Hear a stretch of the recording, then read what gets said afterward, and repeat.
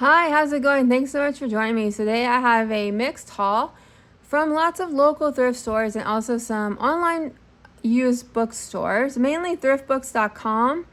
And then I also went to Half Price Books locally and Savers locally. And then a couple things are new from Amazon. But this is very mixed haul like most of my book hauls are. Whereas I have books for all different ages.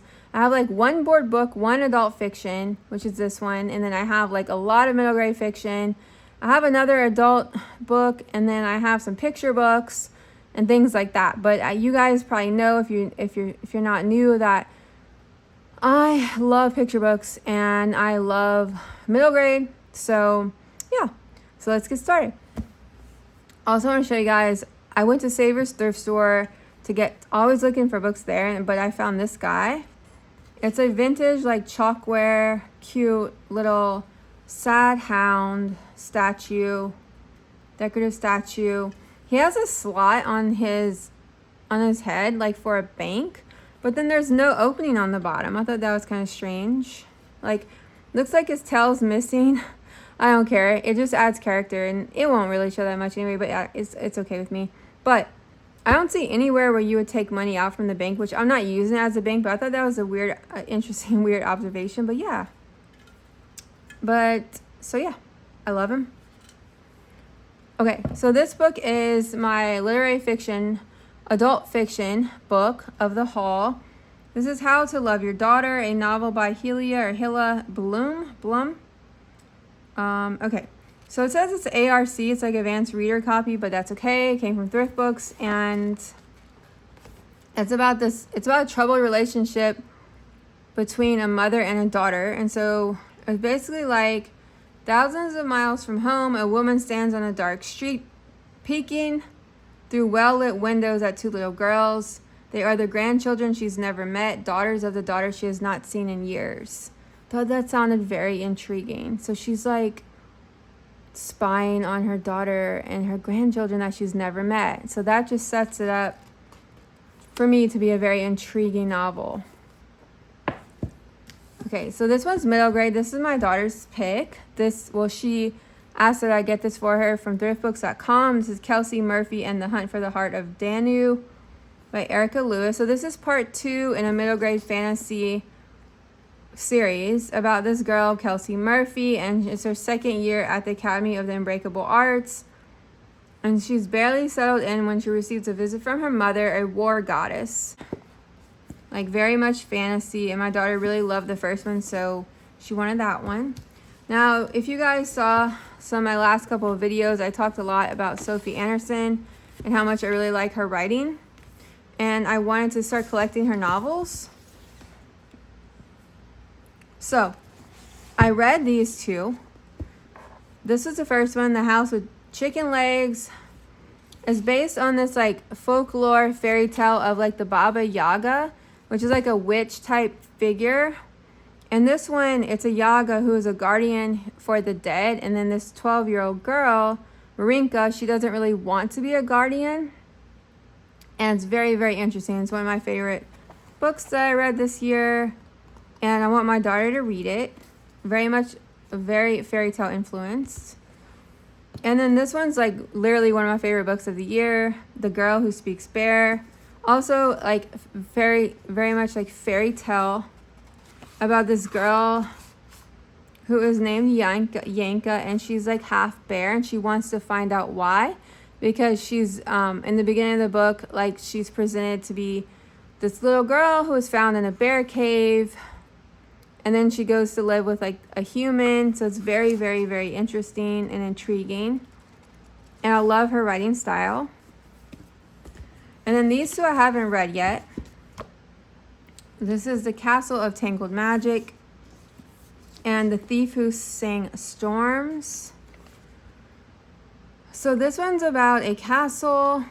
Also another 12-year-old living in a castle where there are countless rooms and rooms that disappear and have been hiding, and she's the only person, the 12-year-old is the only person, Olia, who can access them. She's a special bond with the castle, but then a storm comes in and she discovers a secret passage that leads to a part of the castle she's never seen before. So this one sounds very interesting, also very like fairy tale-ish. And this is a thief who sings songs. So this sounds very interesting. It's like there's bird people that live on the one side of an island, and then there's humans, but it wasn't always this way. Lynette wishes she could sing magic like her father and bring two sides of the island together, but her land has been divided by a terrible tragedy, and her father is captured. She must embark on a journey. So it sounds interesting. And I also ordered she has another book, like a 5th book. I believe it's called like The Snow Child or The Snow Queen. And it's also based on like the fairy tale of like the Snow Child, of this girl made out of snow that like turns real. And I actually read a novel called The Snow Child, which was awesome. It's one of my favorite novels. And then they have lots of like fairy tale retellings of that story, but it didn't come in the mail yet, but I just wanted to go ahead and film this video. But yeah, I did order all of her books. Okay, so this one's for my daughter. I actually showed these two together. This is Nordic Tales, and this is Greek Legends and Stories. So, by M.V. Seton Williams. Now this one I believe is an adult book that is Greek Legends and Stories. But my daughter has pretty much read so many Greek mythology books, and this was a new one we found at Savers. So it has like black and white illustrations. Here's all the stories. She said she was really interested in reading it, so we got that for her. And then this one we got Half Price Books. Illustrations by Ulla Thynell. Folk tales from Norway, Sweden, Finland, Iceland, and Denmark.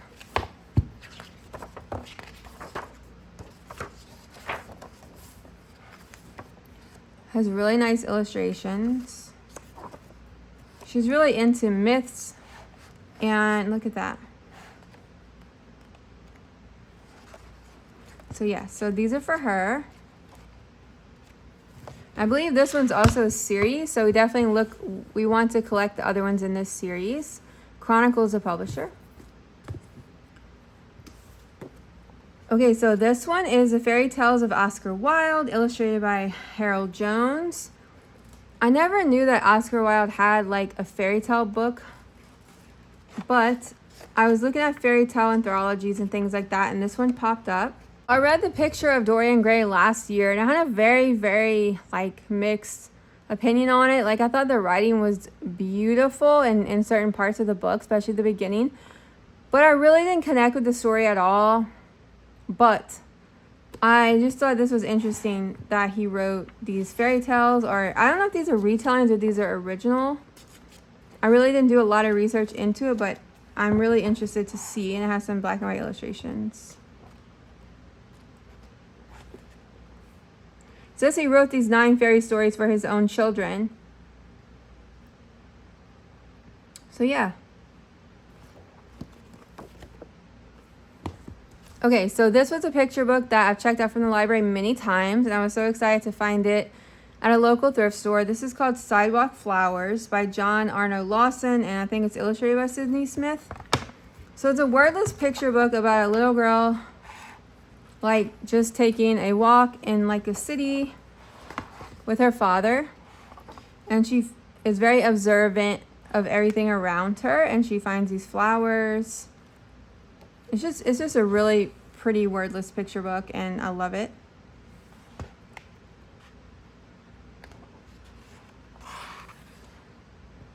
I love how it's mostly black and white with just pops of color. It's beautiful.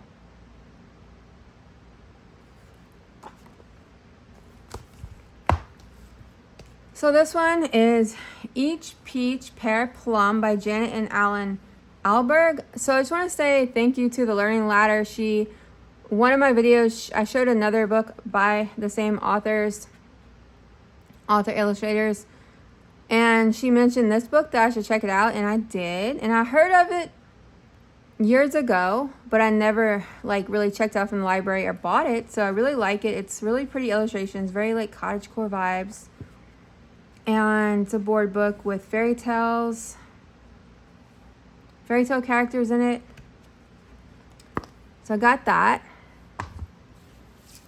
And this was another one I was so excited to find locally at a thrift store because I checked it out from the library and it was on my wish list on Amazon. This is A House in the Woods by Inga Moore. I'm also going to link everything for you guys via the description. So this is such a cute little story about these little animals who live in the woods who build a house together. Very sweet and charming.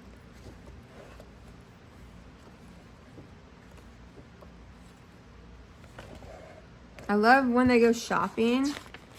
They go to the store. Look at that. I love watching animals go to like grocery stores and seeing where they live by like the illustrator's interpretation of what their home would look like. Oh, so cute. I love this story. It's such a sweet little story.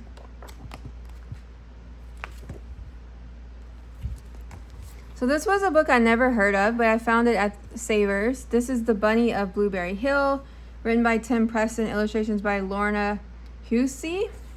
I'm not sure how to say it, but it has like, what do you call it, embossing, or it has like a textured, the illustrations. So it's a little bunny that is moving. She wants to find a new home, and I love little sweet stories about animals in their little woodland homes, and that's what is going on. So cute. Look at this illustration. It's also raised. So yeah, it's a little cute story, and I haven't read it yet. I literally was just drawn to the cover and the illustrations. Now this is also like very like cottagecore vibes. The Complete Bramley Hedge. Jill Barklam. Okay. I was so excited to get this book as like a read aloud. And I can't wait to get to read it. So this is like spring, summer, autumn, and winter stories. And then the other ones. Complete. So I can't wait to read this. With all the different seasons. Look how cute. Look how cute. Oh my gosh. Look at that. I love these types of scenes. Underground housing. Oh my gosh, I'm so excited. So this I actually got new on Amazon. It was actually on my registry. And I'm so excited to read it. I'm 33 weeks pregnant. Most of you guys that follow me know. But it's mentioning that I have an 11-year-old, and then after 11 years, now I'm expecting, I have a daughter, of course, and then now, if you guys are familiar, if you're not, I have an 11-year-old daughter, and then now I'm having a son, so I'm 33 weeks pregnant, and that's why I've been building my collection of board books and picture books again. So this is also something I got recently. This is Aesop's Fables, illustrated by Charles Santor. Now this I found at Half Price Books. So we're reading, my daughter and I together, Aesop's Fables, but it's like the big giant collection with black and white illustrations. So I thought this would be really nice for a younger reader. And I could read this out loud. Well, you could read any of them out loud, but I just love Aesop's Fables, so I was really excited to find this with the giant color illustrations. It's so nice because you can just pop this out and just do like a really quick story, you know, or like bedtime or something like that with the illustrations. I'm also planning a video on like all of my new and favorite read alouds and anthologies, so you'll see some of these books in that video if you guys watch it, but please check it out if you're interested in anthologies and read alouds.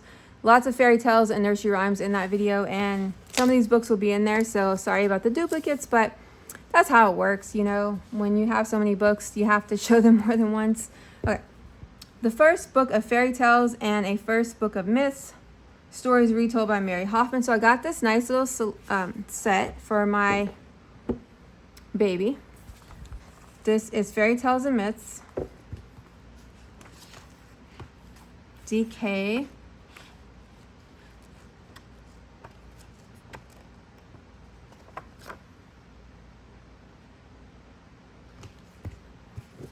And then Myths.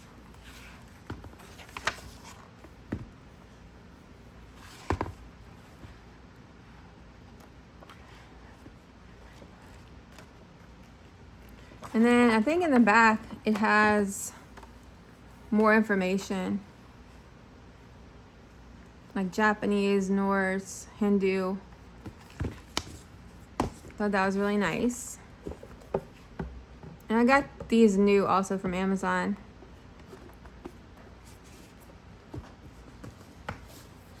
Okay, I got these two used on Thriftbooks.com.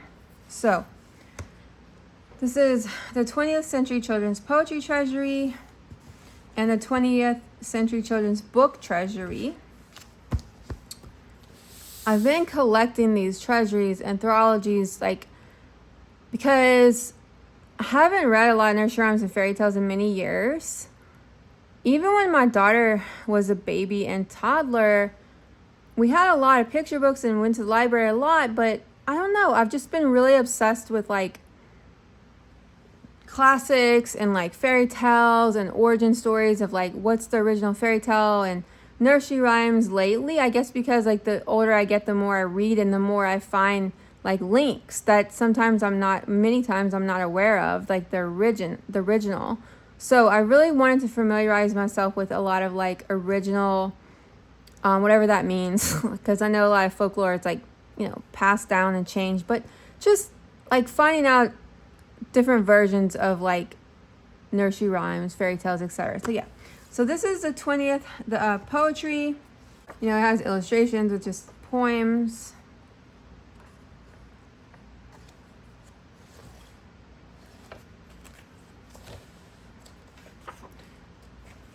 Very young in spirit, these poems, of course, because it's, it's made for children. So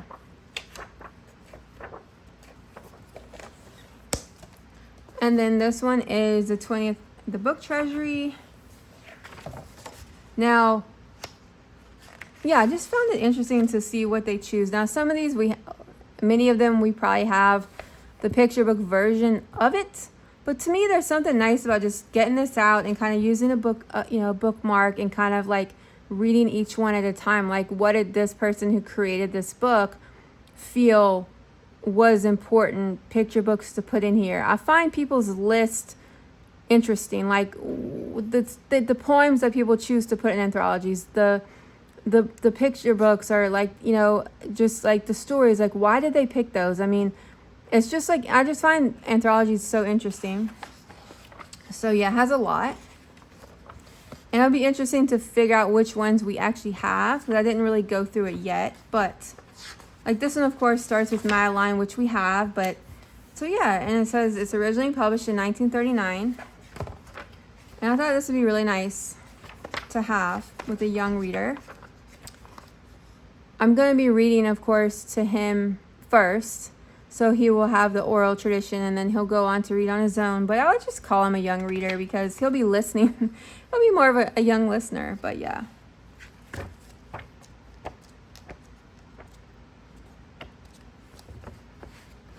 So yeah, so I was really excited about this.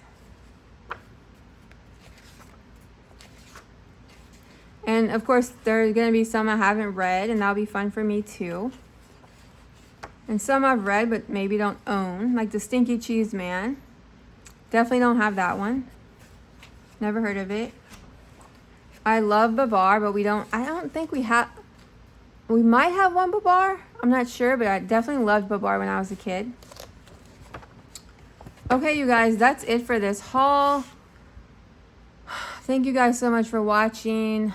I'd love if you comment or like this video. It really helps support my channel and lets me know what videos and things you're interested in as someone who's watching and listening. Have a good day or night. Bye.